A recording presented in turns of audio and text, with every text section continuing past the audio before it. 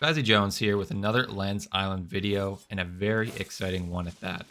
Yesterday, Flow Studio released their roadmap for the remainder of 2023 up until Lens Island full release in July 2024. In today's video, I will break down the full roadmap and give you my 2 cents on the upcoming content. Of course, if you want to read the full blog post yourself, I've included a link in the description, so check that out. Without further ado, let's dive in. In short, the roadmap is broken into 4 major updates. The Harvest Moon update coming on November 22nd next month. The Languages update coming in December 2023. The Frozen Lands major update, which introduces the 4th act to Lens Island, coming in March 2024. And finally, the full release planned for July to August of 2024. The Harvest Moon update coming on November 22nd will provide a brand new and entirely new gameplay experience to Lens Island. They will be adding 4 new resource mining outposts, including small and large lumber mills, the mining quarry, and a metal refinery. It's unclear to me if these outposts will be exactly like the current existing mining quarry, but if it is, I'd imagine it's very similar in that you provide each of these fuel, and over time, these outposts will generate you resources. Each of these new outposts have been added to a new island that will be added to the procedural terrain generation, and each of these outposts will be available for purchase. I'd imagine these will be purchasable from the NPCs in the different towns. In addition to the outposts, the team has added a new Harvest Moon event. This is an event that will take place every 7 to 10 in-game days, and during this event, your outposts will work at super speed and generate you a ton of different resources. However, that comes at an expense where these will be attacked by waves of enemies. Fortunately for us, the Flow Studio team has added new tower defenses to allow us to defend our outposts. They've added new ballista towers that can be built that auto-aim and shoot at our enemies, and also new player-aimed cannons that can be built and placed on all building pieces and boats. So it seems in short that they've added a new tower defense mechanic to the game. I personally love tower defense, so sign me up for that. In addition to the new outposts, it appears they're bringing back the town advancement system. The new town advancement system will allow all towns to be separately upgraded to 3 levels. Each of these upgrades will improve the aesthetics and functions of the town and eventually unlock a new teleportation portal. This portal will allow you to teleport between each of the individual towns, so no more wasting your time sailing around the entire world for hours. In addition to the town advancement update, they're also enhancing the building mechanics of the game. All construction items will now have health and can be destroyed by enemies and other hazards. However, they are adding a new building hammer, which will be able to repair any damaged building back to full health. They've also changed foundation placement system, which will allow for more complex structures and easier building placement. In addition to that, they removed the building height restriction of 5 levels and instead made the building height restriction based on the global height of the world.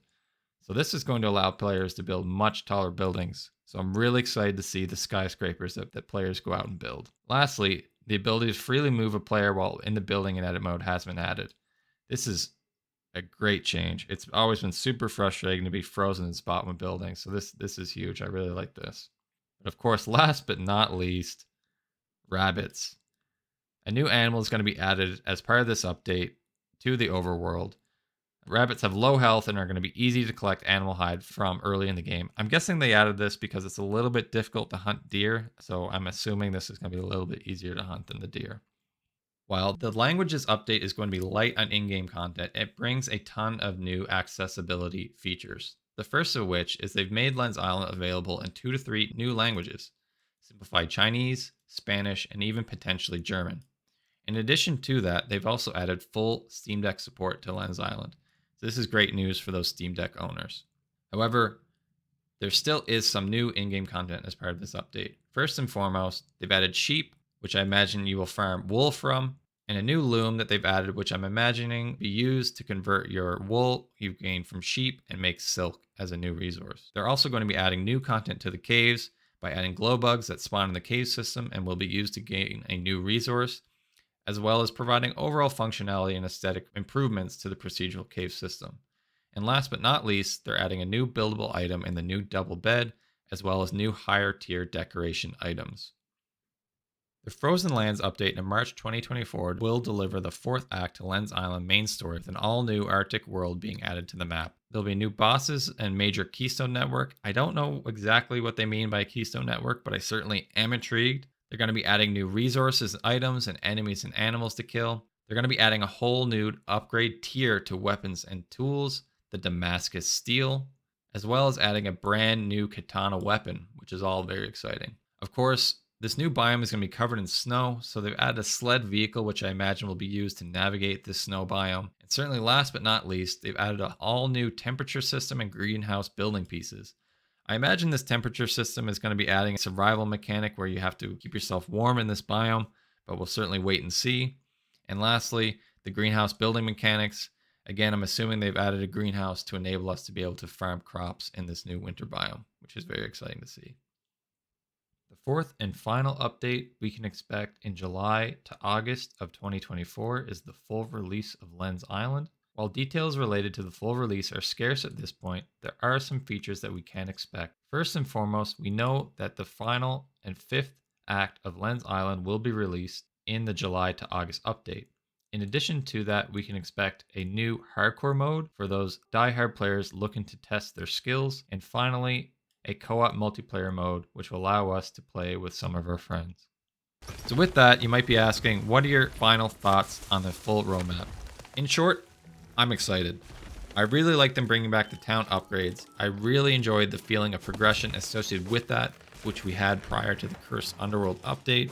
I think this is a great change. I'm also cautiously optimistic about the tower defense minigame they're introducing. I personally love tower defense, so if they can execute on this, I'll surely love it. I just want to keep in the front of my mind that this is new ground for the Flow Studio team, so it might not fire on all cylinders at first. Let's keep our expectations grounded. Lastly, I think I'm most fired up for the Frozen Lands update next year. A whole new area, act, and mechanics. Let's go. Wow, what an update. I can't believe the amount of content coming, and I can't say enough how excited I am. If you enjoyed this video, make sure you like and subscribe, as I will continue to pump out Lens Island videos as we continue to press on towards the full game release next year. Thanks for watching, and see you in the next one.